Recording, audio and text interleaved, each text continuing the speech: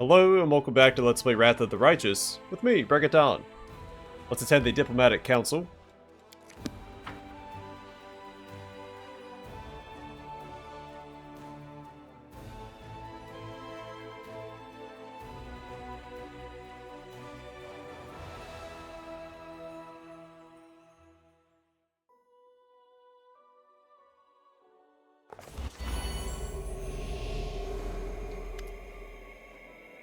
Lady Konomi's voice is brimming with satisfaction. Commander, I bring wonderful news. We're getting reports from all regions of Mendev that the nationwide political crisis has been resolved. The military detachments you sent across the regions have restored order and suppressed the emerging riots. The entire country is impressed with how you managed to hold the demons back without reinforcements. I believe it's fair to say that at this moment, Commander, your word carries the greatest weight in Mendev's politics. You could use this influence to accomplish something monumental. For example, you could organize a total military mobilization across the kingdom. What will you do with your newfound power? We need to remind Mendevians that the gods care for us. They gave us the strength and the wisdom to save the kingdom. Let the people go to the temples, praise them, make donations, and pray. In dark times, we need all the faith we can muster. In many lands, the temples collect tithes. I have a fresh new idea. Why don't we turn this around and tax the temples? We'll call it the tax of the righteous, and tell them the more pious the temple and its congregation, the more coin will be collected. You'll just have to see what wins, faith or greed. Equal rights for tieflings. Woljif, hands on hips, stares boldly at those around him. It's time to stop the oppression of our noble people by Mendevian society. Tales are no reason for persecution. Now let's listen to the Council's opinions. As you wish, Commander. Your advisors have proven the diplomatic and political acumen. Social. Mendevians have honored the gods before, haven't they? Was it not enough? It was enough, which is why the gods did not let Mendev fall. When adversity passes, people breathe a sigh of relief, and then they leave the temples. It's just how it always goes. However, even though the crisis in Mendev is behind us, our war rages on. We need to remind everyone that the most terrible evil hasn't yet been defeated, and to unite them around spiritual power instead of worldly authorities as before. Are you sure there's no one in Mendev more in need of respect than the gods? No one at all? Or are the gods like the most downtrodden bunch? Is that why you worry about him so much?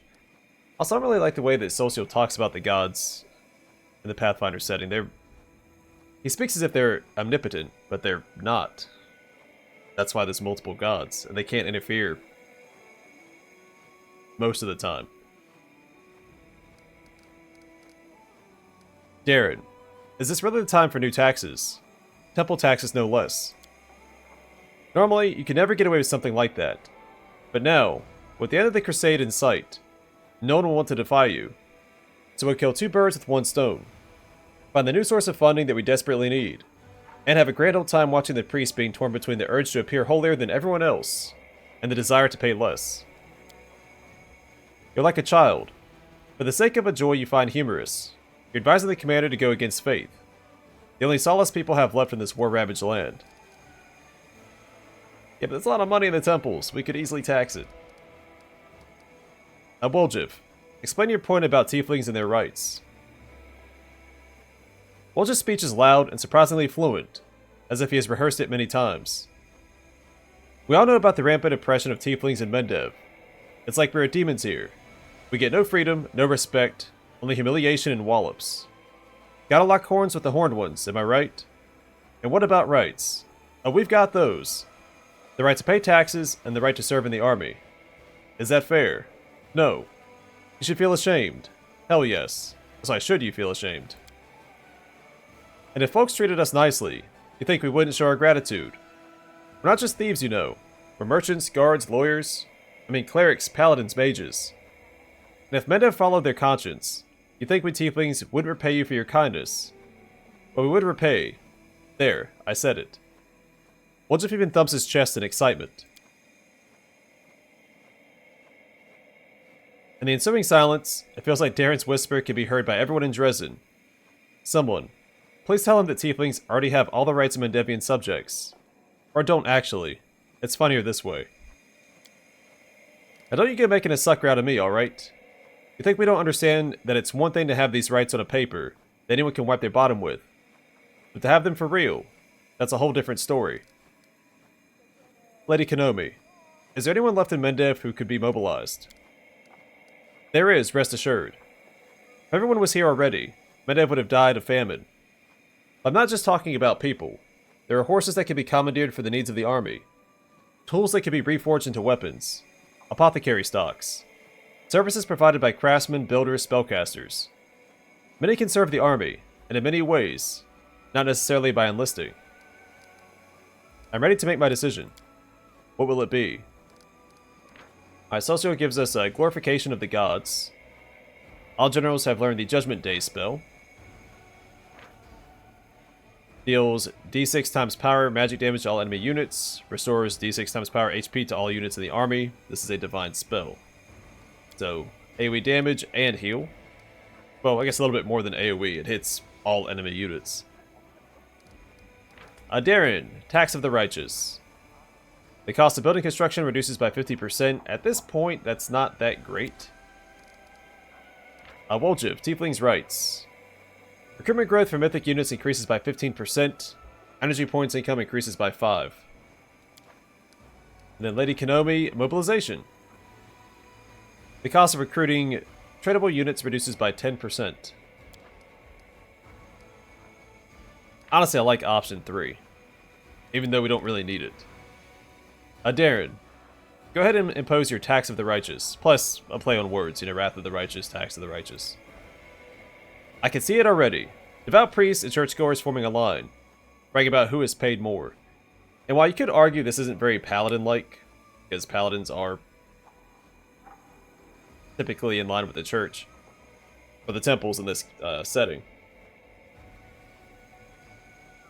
There's a war going on, and if the temples aren't doing everything they can to defeat the greatest evil in the world, then they should be doing more. So we're going to tax them.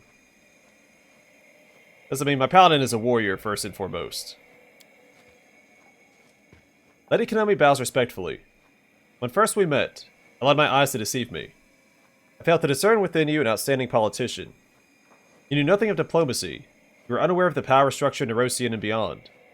But you were driven by your uncanny intuition, and with it, you have saved Mendev and strengthened our ties with foreign allies. You have my respect. I wasn't a diplomat before this war, and I haven't become one now.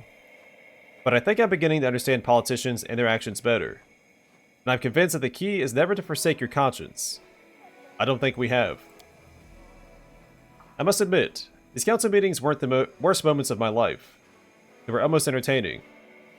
It seems you have the ability to make everything more interesting, be it waging war or hosting ambassadors. And I, like a true son of Mendev, even took part in deciding its fate. But to see if posterity will curse us for it or sing our praises.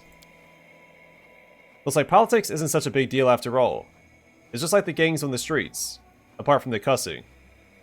Maybe I should be a diplomat after the war. It has been an honor and a pleasure to advise you, Commander. However, I don't think you'll need my counsel from here on out. Mendev stands strong. Our allies are loyal and reliable. The diplomatic council has served its purpose. You don't need it any longer. I think that's jumping the gun a bit. The crusade's not over. I'm gone.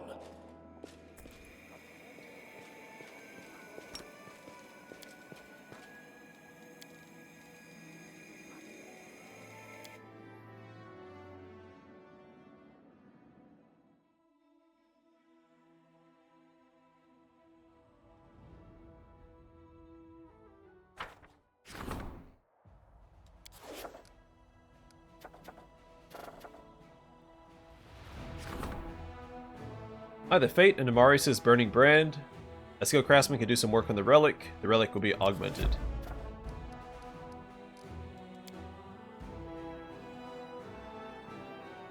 Alright, we'll rest up, and then we'll set out for Sila's quest.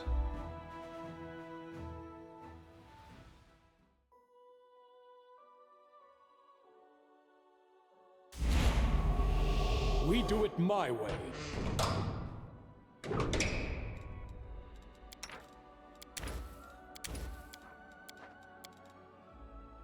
I know you don't trust me, but we're very similar. We're both strangers in this crusade. You got that right. A hired killer and a demon as the Crusade's brightest hope. Whatever happened to the days when saving the world was left to righteous heroes?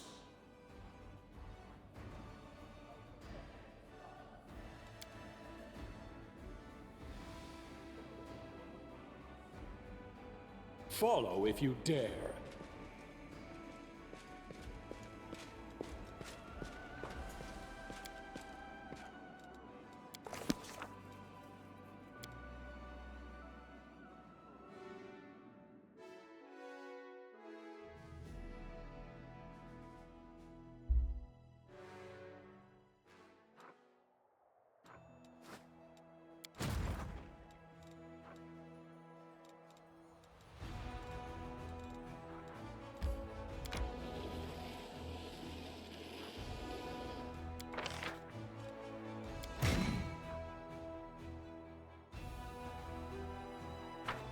Alright, that should be over. I should be able to recruit units now. Another 3 days. But we had the meeting about it. And we should be able to recruit units now.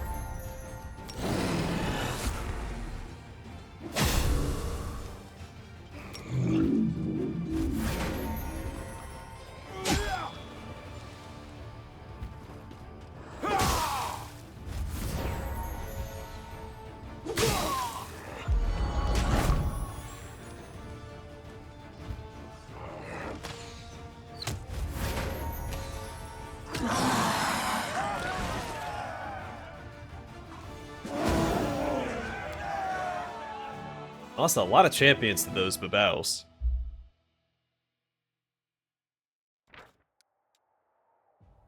The cultists set their camp around a black tar swamp. Choking on poisonous vapors, without sleep or rest, the mortals kept scooping up buckets of underground oil, an alchemical ingredient that could blaze with blinding flames. Exhausted to the limit, they were unable to fight, and their wardens couldn't fend off the Crusaders either. As they were leaving the deadly swamp, the soldiers took everything valuable the cultists had amassed. Resources found, material points times 500. Check something with this. Oh, they do give the R of Courage. I didn't know that.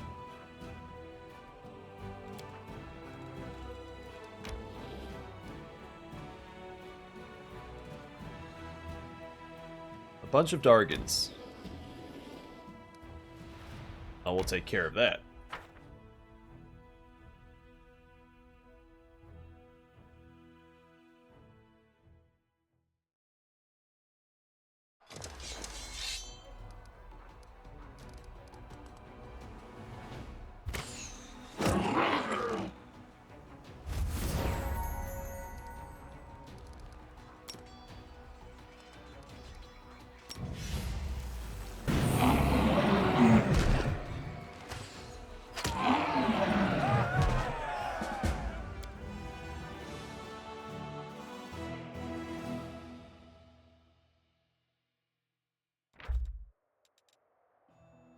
This mining settlement, built by the gold mines, wasn't ravaged by demons. A flock of corrupted dragons who allowed greed and demonic energy to taint their hearts killed all the mortals and feasted on their bodies. In the darkness of the mines, they were laying on the heaps of glinting ore until the Crusaders came along and brought retribution to them. Daily income increased, finance points times 600.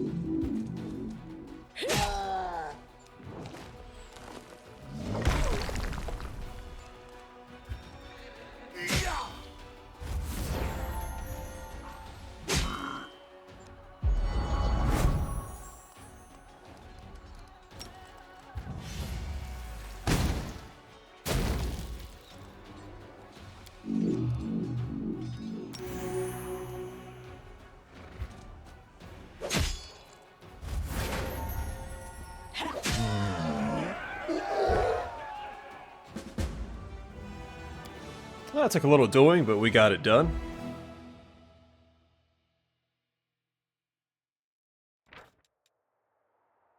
The demon cultist fought to the last, using her charms to dominate and kill many soldiers.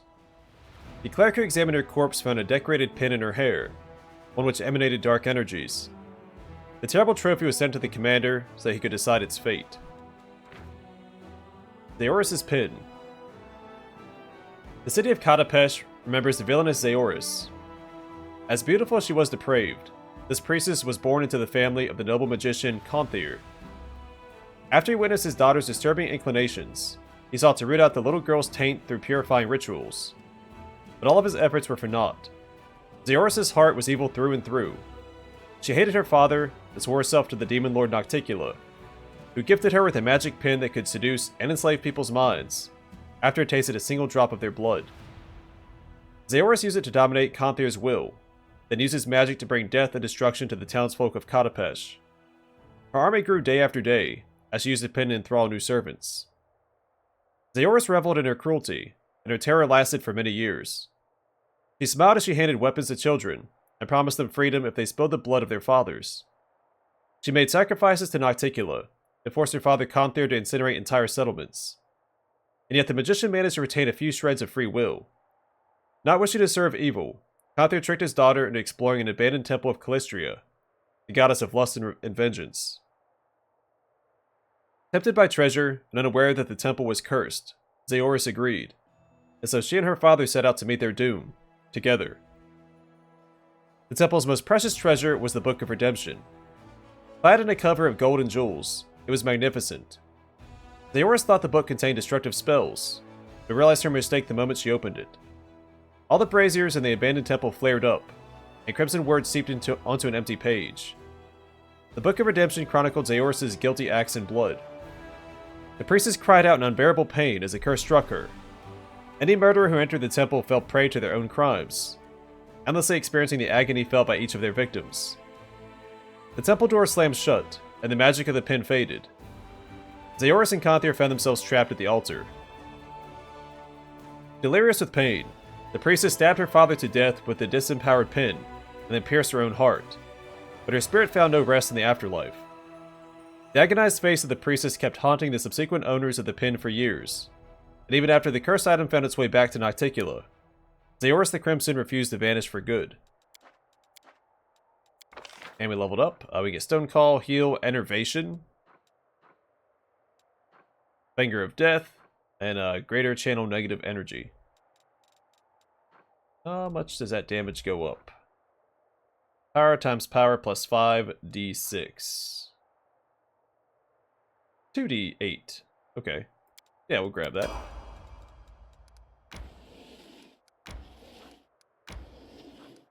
So close. Sorry, we'll get there before we reach the Sealess quest location. It's all the way down here. I could teleport. That was fast. But I am trying to run into the skeletal salesman on the road so I can buy that Earthbreaker from him. Or whatever other unique gear he has. As all of his inventories have updated, and he's got some good stuff. Some of the best stuff in Act 5 for that matter.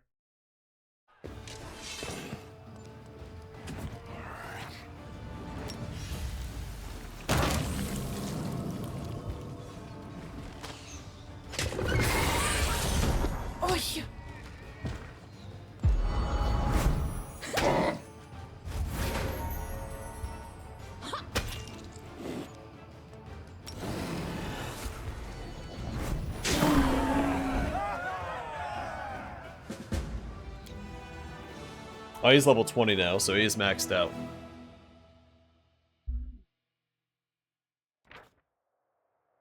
Under the Vicious Demon's supervision, lots of mortal blacksmiths abducted from every corner of the world were making weapons and armor for the Abyssal armies. As a sign of gratitude for being saved, they were willing to fire up their forges again to provide the Crusaders with the best equipment and armaments. Daily income increase, material points times 20. That's a level 13 army. We should be fine. I'm gonna quick save first, though.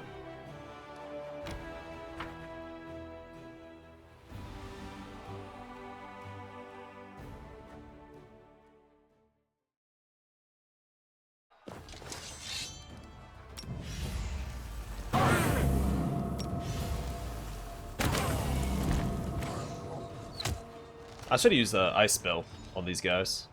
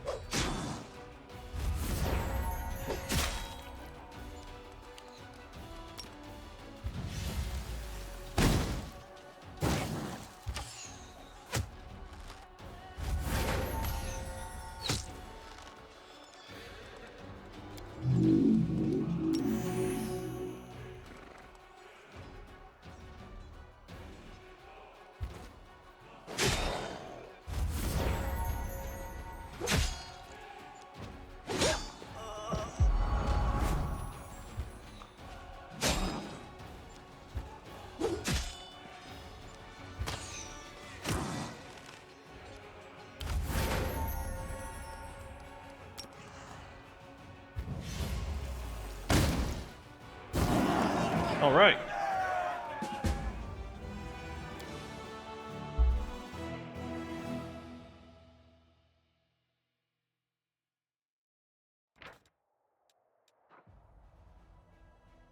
At the head of the demonic army, a powerful Lolido demon was marching. Her eyeless face was hidden behind an eerie mirror-like mask. The specular mask was shattered, but the demon had melted its shards right into her flesh. A mage who sensed the power of this strange relic retrieved the reflective shards and gave them to the commander. Face Stealer's Mask. Lurk Han was Tarasta's greatest philosopher, but few people still remember his name. The bards call him the Face Stealer, a great sage brought low by passion and hubris. Lurk Han believed he could answer any riddle, solve any mystery. Having heard about the wisdom of Demon Lord Ereshkigal, hey, remember that name, he dared to challenge the Faceless Sphinx. I almost said the Faceless Sphinx. Within a circle of 23 candles, Lurk Han chanted, "Come and give me your most difficult riddle, from dusk till dawn." When the last candle burned out, the dim light of the dawn revealed a woman wearing a bloody pharaoh's striped Nemes, right? I believe it's Nemes. She handed a mirror mask to Lurk Han. Don it. Hey, yeah, don it. For it contains the riddle of the wise man's true face. Solve it, and boundless knowledge will be yours. But if you make a mistake, the mask will claim a part of your own visage. As the woman vanished, Lurk Han put on the mask and witnessed a conundrum of infinite complexity. He kept giving wrong answers time and again, making his face bleed like an open wound, until his soul started to follow suit. Feeling his end draw near, but able to concede defeat, Lord Khan embarked on a journey. He asked but a single question to every traveler he met. What is the wise man's true face? He repeated their answers, howled in pain, cruelly murdered them, and flayed their faces. Unable to move on, the souls of his victims surrounded him, covered his shoulders like a ghostly cloak, and drove him delirious with their whispers until the former sage became known in Sarkoris as the Face Stealer. Lord Khan quickly forgot who he was, and only remembered the riddle he was supposed to solve. He wandered the roads of Sarkoris for years, until he met a renowned artificer named Zarya. The woman saw a tall gaunt figure emerge from the fog, wrapped in a shroud of spectral faces. The sage's voice cut through the barely audible murmur of lost souls. What is the wise man's true face?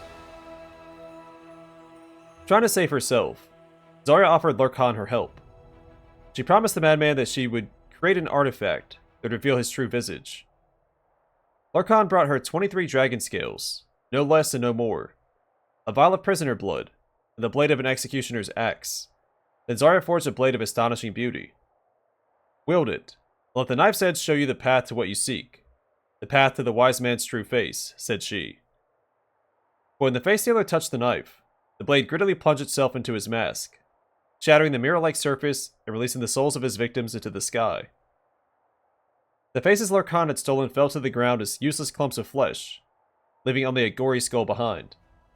The face stealer perished, and wise Zarya hid the shattered mask so nobody else would fall prey to Ereshkigal Ghal's gruesome riddle.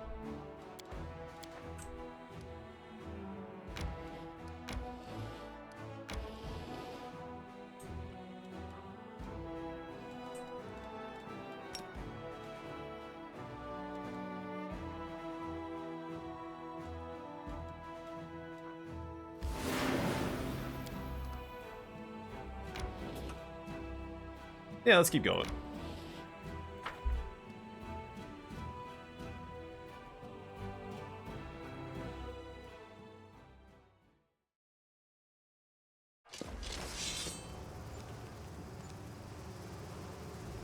Alright, they're not undead, so this should work.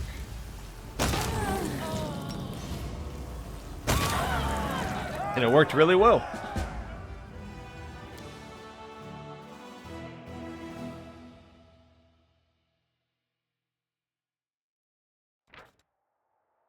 Iskari's cultists have gathered a big pile of treasures. Gold, bars of various metals, vials with ingredients, tools, and supplies. It actually seemed to have no logic at all. They simply hoarded everything of any value to satiate the ultimately insatiable hunger of their lord. Resources found, finance points times 25,000, material points times 500, energy points times 400.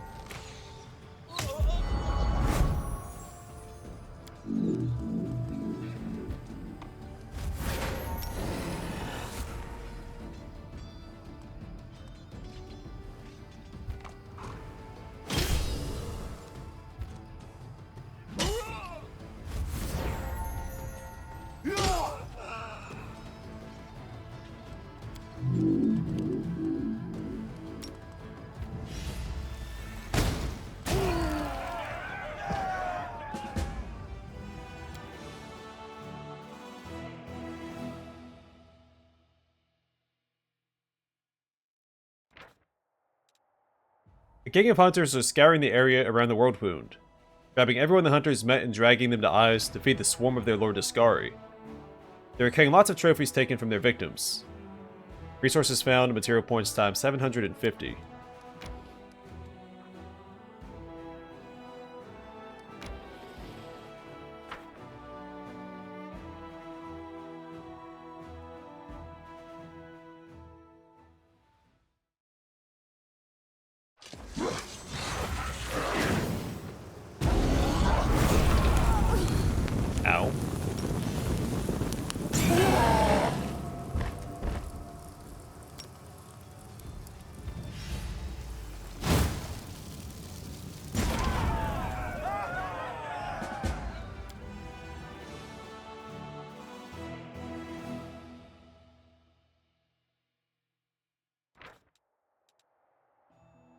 The last demonic line of defense standing in the way of the crusade fell. Lying ahead is Threshold.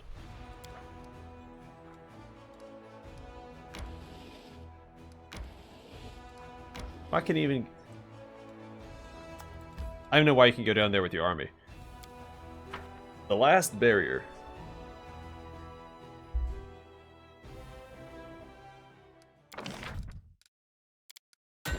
Archery, barracks, stables, and spellcaster's lodge. For when we can recruit our army again, which at this point doesn't really matter. Are there there's any static armies left, right? Oh, there's one.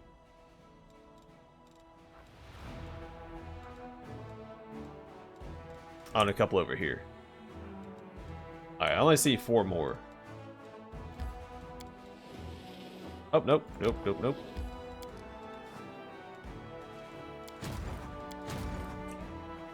That's supposed to be you.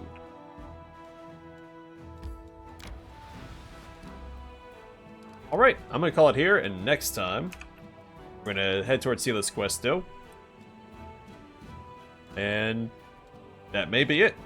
But either way, for now, thanks for watching. Hope to see you guys in the next one.